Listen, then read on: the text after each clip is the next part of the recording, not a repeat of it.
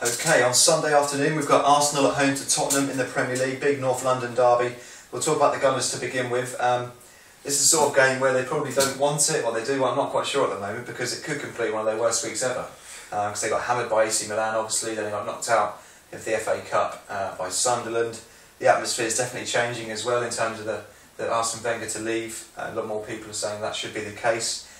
Amazingly though, they're fourth in the Premier League, so what do you think about Arsenal? It's been a very bad few days. It's been a terrible few days. I mean, the parallels with last season are there for all to see. Like I said, it's looking like, unless they do something miraculous and win the title this season, it's going to be another season without trophies. I mean, if you look at last season, obviously they went out the Champions League, the FA Cup, and just missing the Carling Cup final. The Carling Cup final, we'll go back to that. And from March onwards, they only won 2 of their last remaining Premier League games in the season. So, I mean, let's say this is a huge game. It could go either way. This game could define the rest of their season, because if they lose this, I mean, where do they stand after that? And then obviously the gap between the two sides will be 10 points in third and fourth. If Arsenal win it, that's down to 7 points. They might be able to get above Spurs in the rest of the season. But if they go 13 points adrift, then that's huge. Or 16 actually, sorry. Quite interestingly, Samir Nasri has come out and given some advice to Arsenal, which I'm sure they appreciate. So then they need to win ugly, which is kind of, it's not the biggest statement in the world, because teams have said that for quite a while. But don't know what you think about their style of play. Should he change it? Should he change his transfer policy? Or does he just stick with his guns? Well, the thing is, if you look at what Arsene Wenger did over the summer, he's been there 16 years, and it's all been about youth, like very young players bringing them through. And if you look at the players, we brought in Arteta, who's a fairly solid, quite good midfielder from Everton. He brought in Andre Santos, no one ever heard of, Per Mertesacker, who's renowned for being slow.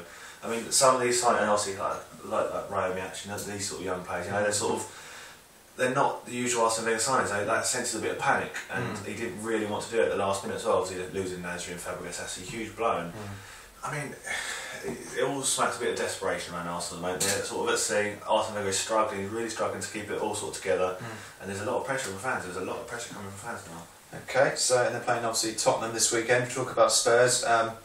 Huge win against Newcastle last time out in the Premier League, 5-0. After all their redknapp distractions, that was a massive win. But then there was a 0-0 at Stevenage, which was pretty poor in the FA Cup, but you'd just expect Tottenham to progress in that one. As a Spurs fan, I just wanted to ask you about Harry Redknapp. Is he going to be your manager at the start of next season? No, certainly not. I think we're all sort of ready for him to leave. I mean, no one would begrudge him that. I mean, he deserves a shot at England. What does make me nervous though is he was talking last week about doing both jobs leading up to the Euros, which I wouldn't like to see at all. There were some quite interesting quotes from Sir Alex Ferguson, because he took over the Scotland job for the '86 World Cup whilst in charge of Aberdeen. He said, if I hadn't taken that job, we would have won the treble that year. As it was, they won some just a couple. They were in first before he took over the job, and they dropped down to fourth.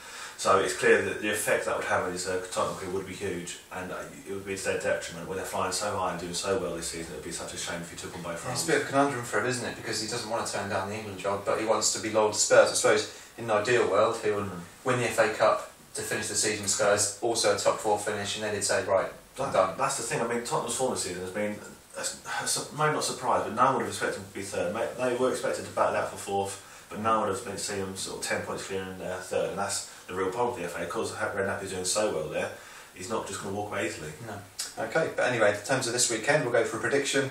Arsenal at home to Tottenham. I actually think Spurs are going to win this one. I think Arsenal is going to fall apart for him a bit more. I think the atmosphere at the Emirates will be relatively negative if Arsenal start poorly, which they very easily could do.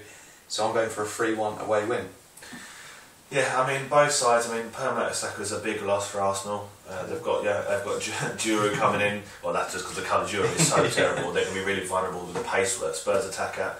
But Tottenham could be without Adebayor, Rafael van der Vaart, Modric. So they're touch and go. So it's going to be a real tight game, as all North London does. So I'll go for a 2-1 Spurs win like last time.